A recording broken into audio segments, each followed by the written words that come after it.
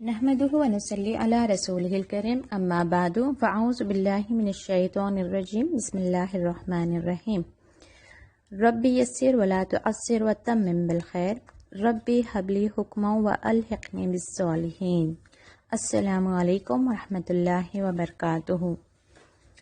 امید رکھتی ہوں کہ بہنوں کی لسٹ تیار ہو گئی ہے۔ آپ نے پلاننگ شروع کر دی ہے کہ آپ کو رمضان المبارک کیسے گزارنا ہے۔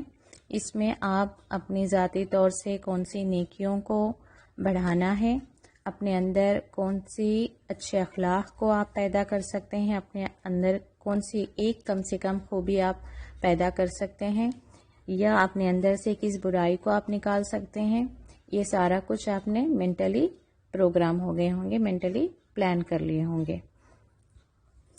اب آپ کو نیکسٹ پلاننگ کرنا ہے اپنے گھر والوں کے لیے، یعنی کہ سورہ تحریم میں ایک آیت آتی ہے قُوا انفسکم واہلیکم نارا، یعنی کہ بچاؤ اپنے آپ کو اور اپنے گھر والوں کو آگ سے۔ تو آپ یہ دیکھیں گی کہ آپ کے گھر والوں کو کس طریقے سے آپ رغبت دلائیں گی نیکیوں کے لیے، اپنے بچوں کو، اپنے شوہر کو، اپنے والدین کو، انہیں بھی آپ مینٹلی پروگرام کریں گی کہ اس رمضان انہیں کیسے گزارنا ہے۔ بچوں کو ڈسکریج نہ کریں کہ وہ روزے نہ رکھیں، تھک جائیں گے، سست ہو جائیں گے۔ ہمیں ایسے ہی موقع پر ابراہیم علیہ السلام کی جذبہ عبادت کو یاد کرنا ہے، جب اسماعیل علیہ السلام کو انہوں نے اللہ کے لیے ذبح کرنا چاہا۔ ہم اپنے بچوں کے لیے تھوڑی سی محنت مشقت برداشت کرنے کے لیے تیار نہیں ہیں، یہ غلط بات ہے۔ ہمیں اپنے بچوں کو ہمت دینا چاہیے، انکریج کرنا چاہیے کہ بیٹا آپ کو اللہ کی راہ میں تھوڑی تھکان ہو، تھوڑی محنت ہو، تھوڑی مشقت ہو تو اسے خوشی خوشی سے آپ کو کرنا چاہیے۔ تو بچوں کو رغبت دلائیں کہ وہ روزہ رکھیں، ٹھیک ہے۔ اور اگر شروع میں ہی بچہ ابھی فرسٹ ٹائم رکھ رہا ہے بچہ، تو اسے آپ یہ نہ کریں کہ 2 دن روزہ رکھا، پھر بیچ میں چھٹی، پھر 3 دن روزے، پھر 4 دن چھٹی۔ اس طریقے سے بچے کو عادت نہیں ہوگی۔ آپ زیادہ سے زیادہ یہ کر سکتی ہیں کہ ہر دن ہی اس کی سحری کروائیں اور بچے کو آزادی دے دیں یا چھوٹ دے دیں کہ تم جب تک رہ سکتے ہو، جب تک تم روزہ رہ سکتے ہو اس وقت تک تم روزہ رہو، کنٹرول کرنے کی کوشش کرو۔ جب تمہیں لگ رہا ہے کہ تم اور کنٹرول نہیں کر سکتے، تم بہت زیادہ بھوک یا پیاس کو محسوس کر رہے ہو، تب تمہیں اجازت ہے کہ تم تھوڑا کھا لو یا پی لو۔ لیکن بچے روز ہی سحری کریں تو اسے ان کو آسانی ہو جائے گی۔ ایک دن اٹھیں، ایک دن نہ اٹھیں، اسے عادت نہیں بنے گی۔ روز ہی اٹھیں، روز ہی سحری کریں اور ہر دن ان کا وقفہ تھوڑا تھوڑا بڑھا دیں۔ ہو سکتا ہے کہ آج 1 بجے کو بچے نے کہا کہ مجھے بہت بھوک لگ رہی ہے، ٹھیک ہے کھانے دیں۔ نیکسٹ ڈے اس کو اور تھوڑا ٹائم ایکسٹینڈ کریں 2 o'clock، پھر ایسے ہی 3 o'clock، 4 o'clock۔ تو ایسے ہی بچے کو آہستہ آہستہ روزے کی عادت آپ ڈالیں گی، اور بچوں کو بچپن ہی سے فرض روزے ان کی استطاعت کے مطابق رہنے کے لیے آپ انکریجمنٹ کریں۔ آپ ہی ذمہ دار نہ ہو جائیں کہ انہیں ڈسکریج کر کے روزوں سے، فرض روزوں سے انہیں دور رکھیں، ٹھیک ہے۔ تو ایسے ہی اس کے ساتھ میں آپ کو یہ بھی دیکھنا ہے کہ آپ اپنے گھر والوں کے ساتھ کیا ہر دن کم سے کم ایک حدیث پڑھیں گی، اس حدیث کے معلومات حاصل کریں گی، اور اس حدیث میں جو بات ہے اس پر ہم اپنی زندگی میں عمل میں لائیں گے۔ ایک فیملی ڈسکشن ہونا چاہیے، ایک دوسرے کو رغبت دلائیں۔ مثال کے طور پر حدیث ایک آپ نے چوز کی جس میں کہا جا رہا ہے کہ مومن جھوٹ نہیں بولتا، تو ہم اب آپس میں ایک دوسرے کو طے کریں گے کہ ہم جھوٹ نہیں بولیں گے۔ اگر میں جھوٹ بولوں تو پلیز تم مجھے یہ حدیث یاد دلانا، ٹھیک ہے۔ تو اس طریقے سے بھی ہم ایک دوسرے کی مدد سے نیکیاں کرنا ہمارے لیے آسان ہو جائے گا، ہمیں اپنی تربیت کرنا آسان ہو جائے گا۔ یا کوئی حدیث آپ نے پڑھی جہاں پہ کہا جا رہا ہے کہ غصہ نہیں کرنا ہے یا غصے میں خاموشی بہتر ہے، تو اس پوائنٹ پہ بھی ہم آپس میں ڈسکس کریں اپنے فیملی ممبرس کے ساتھ کہ دیکھو جب مجھے غصہ آ جائے تو تم مجھے 1 گلاس پانی دے دیا کرو، یا مجھے یہ حدیث یاد دلا دیا کرو کہ غصے میں خاموشی بہتر ہے، یا غصے میں کھڑا ہو انسان تو بیٹھ جانا چاہیے، بیٹھا ہو تو لیٹ جانا چاہیے۔ اس طریقے سے، یا اعوذ باللہ پڑھنے کے لیے یاد دلائیں۔ تو اس طریقے سے بھی ہم ایک دوسرے کو مدد کر کے اپنی برائیوں پر ہم قابو پا سکتے ہیں، یا نیکیوں کے کام بڑھ چڑھ کر ہم کر سکتے ہیں۔ تو یہ بھی آپ کوشش کریں کہ اپنے گھر والوں کو ان کی آخرت کے لیے، انہیں دیندار بنانے کے لیے آپ کیا کر سکتی ہیں، آپ اس کی بھی ایک تھوڑی پلاننگ کریں۔ اس کے علاوہ صلہ رحمی، رشتوں کو جوڑنا، اللہ تعالیٰ قرآن میں اس کا بہت ذکر کرتا ہے کہ، اور حدیث بھی آتی ہے کہ رشتوں کو توڑنے والا جنت میں داخل نہیں ہوگا۔ تو آپ یہ بھی ایک کوشش کریں کہ اس رمضان میں جس کے ساتھ بھی میری نا اتفاقیاں ہیں اس کو میں کیسے اس کی اصلاح کروں، کیسے میں اس رشتے کو بہتر بناؤں، کیا میرے تھوڑا صبر کرنے سے وہ رشتہ بہتر ہو جائے گا؟ تو ان اللہ مع الصابرین اپنے اندر لے کر آئیں کہ میں صبر کرنے والی ہو جاتی ہوں کیونکہ اللہ صبر کرنے والوں کے ساتھ ہے۔ یا کچھ رشتوں میں نا اتفاقیوں کی وجہ ہم خود ہوتے ہیں، ہمارا خود کا ہی بیڈ بیہیویئر ہو سکتا ہے، تو اب ہم کوشش کریں گے کہ یہ ہم اپنے طرف سے ہماری غلطیوں کو ہم کم کر دیں گے، اللہ کے لیے اس رشتے کو ہم بہتر بنائیں گے۔ ہم بہت زیادہ بولتے ہیں یا طنز و طعنہ کرتے ہیں یا غصہ کرتے ہیں یا بہت زیادہ ہم بدتمیزی سے پیش آتے ہیں، اس وجہ سے یہ رشتہ برا ہے، تو ہم کوشش کریں گے کہ ہم اپنی برائیوں پر قابو پائیں گے لیکن اس رشتے کو ہم بہتر بنائیں گے۔ یا کہیں پہ ہو سکتا ہے کہ سامنے والا بہت زیادہ آپ پر طنز و طعنہ کرتا ہو، تو اس وقت بھی آپ اللہ کے لیے خاموشی اختیار کریں گی، یعنی کہ آپ اپنے اندر وہ بھی ایک پلاننگ کریں کہ کس رشتہ، کون سا ایسا رشتہ ہے جو مجھے بہت تکلیف پہنچاتا ہے، یا کون سا ایسا رشتہ ہے جس میں بہت نا اتفاقیاں ہو گئی ہیں، چلو اس رمضان المبارک میں اللہ کی خاطر اس رشتے کو بھی بہتر بنانے کے لیے میں اپنے طرف سے کیا کر سکتی ہوں۔ سامنے والا ہمیشہ آپ کی اچھائیوں کو دیکھ کر اس کا بھی دل نرم ہو جاتا ہے، بس ہمارے اندر ایک خواہش اور ایک کوشش ہونی چاہیے، اور وہ بھی اللہ کی خاطر۔ جب ہم اپنی کوششیں اللہ کی خاطر شروع کریں گی تو اللہ تعالی ہماری مدد فرمائے گا اور ان کوششوں کو کامیاب کرے گا۔ تو رشتہ داروں کے تعلق سے بھی آپ یہ کوشش کریں گی، اور پڑوسیوں کے تعلق سے بھی آپ وہ بھی دیکھیں گی کہ میں پڑوسی تک ایک صاحب خیر کیسے بنوں، میں ان تک کون سی خیر پہنچاؤں، میں کون سی نیکی کروں، اس کی بھی آپ ایک پلاننگ کریں۔ آپ کے پڑوسی کون ہیں اس پر آپ کی پلاننگ ہوگی، ٹھیک ہے؟ کوئی غریب مفلس رہتے ہیں تو آپ پلاننگ کریں گی کہ کیا میں ان کے گھر میں روز تھوڑا افطاری بھیج دوں، روز نہیں تو جب آپ کے لیے پاسبل ہو، یا میں ان کے لیے گفٹ کے طور پر کپڑے پہنچا دوں یا کوئی راشن پہنچا دوں، یا صاحب استطاعت ہیں یا کھاتے پیتے لوگ ہیں تو میں ان تک کوئی دین کی خیر پہنچا دوں، میں انہیں کسی اسلامک گروپ کا لنک پہنچا دوں یا اسلامک لیکچرز کے آڈیوز میں ان تک پہنچا دوں۔ یہ آپ پلاننگ کریں گی، کیونکہ اسلام صرف میں کا نام نہیں ہے، صرف میری ذات کا نام نہیں ہے۔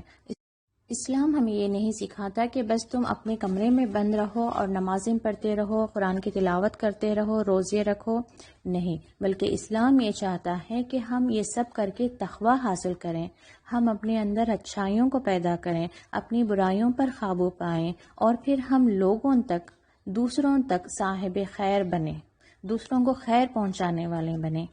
تو اس لیے ہمیں ضروری ہے کہ ہم اپنی ذات سے نکل کر کچھ لوگوں کو بھی خیر پہنچانے والے بنیں، اس کی بھی پلاننگ کریں۔ اور رمضان میں زکوٰۃ ایک بہت ہی ایک اہم چیز ہے جو ہم ادا کرتے ہیں، تو زکوٰۃ کے ساتھ آپ کو کچھ ایکسٹرا صدقہ خیرات کرنے کے لیے بھی پلاننگ کرنے کی ضرورت ہے۔ تو دیکھیں کہ زکوٰۃ بھی لاسٹ مومنٹ میں کیلکولیٹ کر کے کسی کے بھی ہاتھ تھما دیا، ایسا نہیں ہونا چاہیے، اس کا بھی کیلکولیشن کر لیں پہلے سے، اس کے لیے بھی ذہن میں ایک تیار کر لیں پلان کو کہ رشتہ دار ہیں یا پڑوس ہیں یا کہاں پہ آپ اس رقم کو لگائیں گی، کون زیادہ صاحب ضرورت ہے کس کی، اور ضروری نہیں کہ ساری رقم ایک پرسن کو ہی دے دیں، یا ضروری نہیں کہ ساری رقم ہم ایک پرسن کو نہیں دے سکتے، اس لیے چھوٹی چھوٹی رقم بنا کر مختلف لوگوں میں ہم بانٹ رہے ہیں۔ یہ بھی پسندیدہ ہے کہ آپ کی ایک رقم سے کسی ایک پرسن کی کوئی پرابلم سالو ہو سکتی ہے، کوئی مسئلہ اس کا حل ہو سکتا ہے، تو وہ ساری رقم آپ ایک پرسن کو بھی دے سکتے ہیں، ٹھیک ہے؟ تو اس کے ساتھ میں ہو سکتا ہے کہ کوئی کرایہ دار کسی کرائے کے گھر میں رہتا ہو، اس کو الٹیمیٹم مل گیا ہے کہ تم اب کرایہ نہیں دو گے تو گھر چھوڑنا ہے، تو آپ کی رقم سے اگر اس کی کرائے کا کچھ حصہ آپ ادا کر سکتے ہیں تو وہ بھی کر سکتے ہیں۔ تو اس طریقے سے آپ زکوٰۃ کی رقم کہاں پہ خرچ کریں گی، یہ بھی آپ کے پاس پلاننگ پہلے سے ہونی چاہیے۔ اور اس کے علاوہ میرے اپنے اوپر، میرے گھر والوں پر کیا بجٹ میں نے طے کیا ہے. کیا میں 3000 کا جوڑا پہنتی ہوں اپنے بچوں کو، 3000 4000 کے قیمتی لباس جو خریدتی ہوں، کیا واقعی ضروری ہے یہ؟ کیا میں اللہ کی خاطر 3000 کی بجائے 1500 کا میں جوڑا خرید لوں اور 1500 میں کسی غریب کے لیے رکھوں، کسی مسکین کو کھلا دوں، کسی روزدار کا روزہ افطار کروا دوں، یا کسی غریب کے گھر جو صاحب استطاعت نہیں ہے، جو نئے کپڑے پہن نہیں سکتا، میں اس تک کچھ کپڑے پہنچا دوں. یا کوئی ایسا بھی غریب ہے جس کو کھانے پینے کی بھی مشکلات ہیں، تو کیا میں اس تک کچھ ریشن پہنچا دوں. ٹھیک ہے، تو یہ بھی آپ پلاننگ کریں. اللہ کی خاطر اسراف سے بچ جائیں. اور لوگوں کے ساتھ کمپیٹ کرنے کے لیے، انہیں بتانے کے لیے، انہیں دکھانے کے لیے کہ میرا کتنا مہنگا لباس ہے، یہ آپ اپنے آخرت کو نہ بگاڑ لیں، اپنی آخرت کو نہ خراب کر لیں. آپ کو لوگوں کو اس چیز کی طرف ترغیب دلانی ہے کہ چلیے نیکیوں میں ہم بڑھ چڑھ کر ایک دوسرے کے ساتھ کمپٹیشن کریں. آپ نے کتنا پڑھا، آپ کیا کر رہے ہیں، آپ نے کون سی نیکیاں کی، اس رمضان میں آپ نے کہاں کہاں پہ خیر پہنچائی. ایک دوسرے کو اس طریقے کی باتیں کر کے آپ انہیں بھی نیکی کی طرف رغبت دلائیں. نیکیوں میں آپ کمپٹیشن کریں، یہ دکھاوے کے کام نہ کریں ہم، تو بہتر ہوگا. اللہ کی خاطر، خاص کر ان حالات میں جہاں پہ کووڈ کی وجہ سے بہت سارے لوگ فائنینشیلی پرابلمس فیس کر رہے ہیں، تو انہیں ہم مدد کرنے کے لیے ہم کیا کر سکتے ہیں، یہ بھی بیٹھ کر آپ پلاننگ کریں. کیا گھر کے تمام افراد مل کر کسی کو خیر پہنچا سکتے ہیں، یا 4-5 پڑوسی مل کر کوئی خیر پہنچا سکتے ہیں، یا خاندان کے افراد جو ویل ٹو ڈو ہیں سب کی زکوٰۃ اکٹھا کر کے وہاں سے کوئی ایک بہترین خیر کسی تک پہنچا سکتے ہیں. یہ بھی آپ پلاننگ کریں. رمضان سے پہلے ہی پلاننگ کریں. جو دینی خیالات رکھنے والے ہیں ان کے ساتھ بیٹھیں، ڈسکس کریں کہ زکوٰۃ کا اماؤنٹ ہے یا کچھ صدقہ خیرات بھی ہے، ہم اس کو بہترین طریقے میں کہاں پہ خرچ کر سکتے ہیں. اور اس کے بعد آپ اپنی قیام اللیل یعنی کہ شب قدر، لیلۃ القدر کے لیے بھی آپ تیاری کریں. پہلے سے ہی ذہنی تیاری کر لیں. جیسے عائشہ رضی اللہ عنہ کہتی ہیں کہ رمضان کے آخری 10 دنوں میں رسول اللہ صلی اللہ علیہ وسلم کمر بستہ ہو جاتے، یعنی کہ بالکل ایک لمحہ، ایک وقت بھی ضائع کیے بغیر اس میں بڑھ چڑھ کر نیکی کرنے کے لیے آپ تیار ہو جاتے. جبکہ عام دنوں میں ہی آپ کی عبادت کا یہ عالم تھا کہ آپ لمبی قیام کرتے تو آپ کے پاؤں میں سوجن آ جاتی، اور صدقہ خیرات کرنے میں بھی آپ سب سے آگے رہتے. تو پھر آخری 10 راتوں میں آپ کی کیا کیفیت ہوگی عبادت کرنے کی. لیکن ہم کیا کرتے ہیں، آخری 10 دنوں میں، آخری 10 راتوں میں بھی ہم بیزی کہاں ہو جاتے ہیں، عید کی تیاریوں میں. اب لاسٹ مومنٹ میں ہم کپڑوں کی شاپنگ اور اس کے ساتھ میچنگ سیٹس اور گھر کی پاکی صفائی اور نہ جانے کیا کیا، عید کی تیاری، مہندی، ساری دنیا اب زیادہ سمیٹ کر آ جاتی ہے ہمارے پاس. ایسا نہ کریں. آپ بھی کوشش کریں، ہمیں بھی کوشش کرنی چاہیے. جیسے رسول اللہ صلی اللہ علیہ وسلم آخری 10 راتوں میں، آخری 10 دنوں میں کمر بستہ ہو جاتے تھے، اعتکاف کرتے تھے، بالکل ہمیں بھی ایسے ہی جتنا پاسبل ہے 10 دنوں سے پہلے آپ کی دنیا کے جتنے بھی کام ہیں اس کو نپٹا دیں، اور آخری 10 دنوں کو صرف مجھے عبادت کرنی ہے. عبادت کا کوئی موقع میں نہیں چھوڑنا چاہتی، یہ آپ طے کر لیں. تو دن ہے، رات ہے، اور رات میں بھی اکثر لوگوں کا کیا طریقہ ہے کہ بس 27ویں رات کو جاگتے ہیں. یہ بھی نہ کریں، کیونکہ رسول پاک صلی اللہ علیہ وسلم فرماتے ہیں کہ لیلۃ القدر کو آخری 10 راتوں میں تلاش کرو، نہیں تو طاق راتوں میں تلاش کرو. طاق راتیں کون سی ہیں؟ 21، 23، 25، 27. تو اس کو بھی آپ ضائع نہ کریں. آپ کم سے کم، اور رات کب شروع ہوتی ہے؟ مغرب کے بعد سے لے کر فجر تک رات کا وقت ہوتا ہے لیلۃ القدر. تو آپ مغرب کے بعد سے ہی جتنا آپ اپنی عبادت کو بڑھا سکتے ہیں، تلاوت کو زیادہ کر لیا، یا نفلی نمازیں آپ نے ادا کر لی، یا استغفار کر لیا، جیسے عائشہ رضی اللہ عنہا بھی دریافت کرتی ہیں کہ اگر یہ رات مجھے مل جائے تو میں کیا پڑھوں، تو رسول اللہ صلی اللہ علیہ وسلم نے فرمایا اللہم انک عفو تحب العفو فاعف عنی، تو اس دعا کو بھی کثرت سے پڑھیں، اس کا بھی اہتمام کریں جو آپ کے لیے پاسبل ہے، بس کوئی لمحہ آپ ضائع نہ کریں، مغرب سے لے کر فجر تک جہاں آپ کو جب موقع مل رہا ہے اس کی عبادت کریں۔ جو عام راتوں میں سوتی ہیں آپ، اس وقت سے تھوڑا آدھا گھنٹہ آپ محنت کر کے کوشش کر کے آدھا گھنٹہ اس کو ایکسٹینڈ کر لیں، آدھا گھنٹہ لیٹ سے سوئیں، اور سحری میں جس وقت میں آپ اٹھتی تھی اس سے آدھا گھنٹہ 1 گھنٹہ، اب ہر بہن کی اپنی استطاعت ہے، کوئی بہن رات بھر جاگ سکتی ہیں، بہت اچھی بات ہے، لیکن جو بہنیں جاگ ہی نہیں سکتی، بہت مشکل ہے، تو وہ بہنیں کیا کر سکتی ہیں، جو عام دنوں میں آپ سوتی ہیں اس سے تھوڑا آدھا گھنٹہ تاخیر کر لیں، لیٹ سو جائیں، اور سحری میں جو وقت پر آپ اٹھا کرتی تھی اس سے 1 آدھا گھنٹہ پہلے اٹھ جایا کریں۔ اب یہ آپ کی استطاعت ہے کہ آدھا گھنٹہ پہلے یا 1 گھنٹہ پہلے، ٹھیک ہے، تو آپ اپنی استطاعت سے، لیکن اس کو ضائع نہ کریں، بالکل ہی نہیں جاگ نہیں پائے، ایک والی کیفیت کرنے سے اچھا ہے کہ آپ کم سے کم تھوڑا وقفہ ضرور اس میں لیلۃ القدر کی نعمتوں کو، اس رات نیکیاں کمانے کی نیت سے آپ تھوڑی دیر تھوڑا وقفہ جو ہے عبادت میں ضرور گزاریں۔